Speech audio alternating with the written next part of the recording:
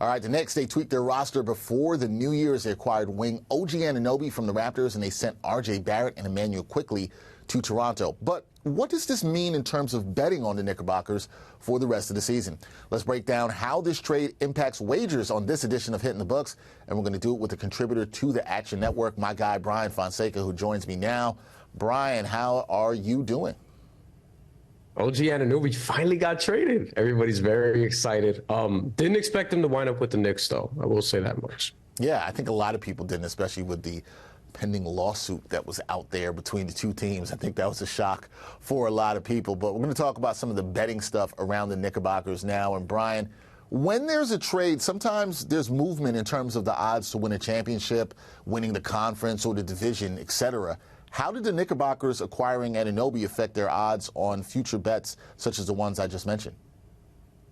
Yeah, not a lot, as expected, because this move is not something that I think changes the Knicks' fortune dramatically as in terms of, contendership, winning a title, anything like that. I think it's a move that you make because he better fits, he being OG Anunoby, better fits than Emmanuel Quickly, than RJ Barrett, and you have to give to get. So this is a trade that's supposed to hurt. A good trades are supposed to hurt, and I think this is a trade that could be good for both teams. In terms of the line movement, though, there hasn't been a lot. You still look at the sports books and you see that the Celtics are the favorites. You have the Bucks up there. You have the Sixers. You have the Heat, usually in that order. And then you have some sort of, Knicks, Cavaliers, whatever the case may be, Cavaliers, Knicks, both to win the East at plus 2,000, plus 2,500 each, depending on where you look. The order sort of can flip-flop from book to book, but not a lot of line movement on the OG Anunoby front, to be honest. All right, so not a lot of line movement there at all. And Anunoby, as you said, doesn't really move the needle for the Knicks' title chances this season. Even though that's not the case, he appears to be an upgrade for the team at forward. If you're looking to bet the Knicks throughout the 2023-2024 NBA season, where do you think bettors can find value? Well, if you think the Knicks are going to make another move like I do, now I don't know when that move is going to be. But I think the OG Anunoby move is clearly the move before the move because the Knicks maintained all their first-round picks. They gave up a really good second-rounder, but they maintained all their first-round picks in this trade. So if you think the Knicks are going to actually follow this up with a splash, then maybe there's some value in betting them to win the East or win the division or whatever the case may be. Probably not the division because the Celtics are going to, they have a big lead, the Sixers, and you probably don't want to deal with that. But if you think they're going to get Donovan Mitchell mid-season, which we have questions as to how much he's going to fit with Jalen Brunson. Sure, the size could be an issue. Is Julius Randle viable late in the year? All those things are cause for concern. But if you are an OG Anunoby believer, more than me, because I think he's been kind of overrated throughout this whole trade process, though I still think he's a very good and functional role player, one of the better role players that you can probably trade for. But I think both those things can exist. But with the Knicks, in terms of the odds, if you think they're going to make another splashy move, yeah, you can sprinkle a future on them because that move could be this season.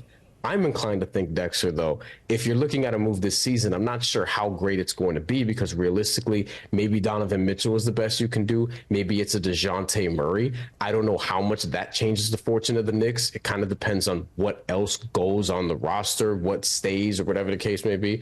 But ultimately, I kind of think this is what it is for now, and that's fine. And it doesn't change how I'm going to bet them one way or the other. But if they go on a nice little run, maybe there's some validity to them making a move this season as opposed to this summer. Yeah, that's something to absolutely keep your eye on with the Knicks going forward, whether they make a move. If they make another move and it's splashy, we know the odds will definitely change. Last thing for me, Bryan, that some bettors like to focus on player props. Focusing on Anunoby, what are some good player prop categories to keep your eye on with him now that he is in the Knicks uniform? Yeah, I think you're looking at points, threes, and defense. We'll see what those are when he does get there, but he did lead the NBA in steals last year, 1.9 per game. Only at 1.0 this year, so you're expecting an increase, and you're expecting him to contribute on that end heavily, whether it's numerical or not. And that's something that the Knicks traded for, knowing that. Three-pointers, because big reason he's here, space the floor, because RJ Barrett kind of struggled to do that. You need a spacer next to Julius Randle and Jalen Brunson, especially when the former is struggling from three-point range as he has. during the season.